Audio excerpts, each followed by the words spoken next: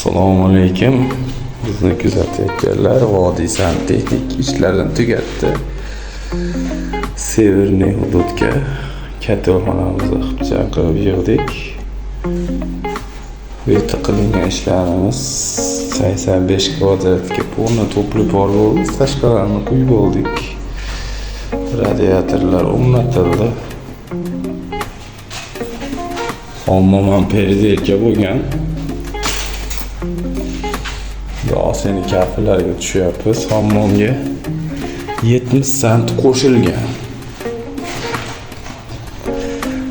Qolgan xonalarimiz bu yerlar afsashga bo'ldi. Mana hozir kategoriya qilib tekshirib ko'rdik ishlari. Xona asosiy joylarga radiatordan qo'shimcha qilib qo'ydik. Shagirtlar qochib turing. To'rt xonadan iborat. Kimga shunaqa xizmatlar bo'lsa, aloqa chiqaverasizlar. Buni istashga tuplit qilib tayyor qo'ydik.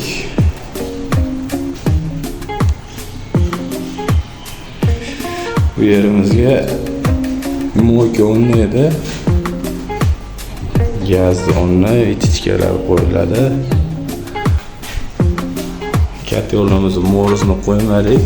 Techa beradigan kelsa tekshirib qo'yib beramiz. Xudo xolasa ishlarimiz tugadi. Filtr ko'rinmayotgan bo'lishi mumkin. Filtrini bollarga ham, katalga ham bitta qilib qo'yib qo'ydik.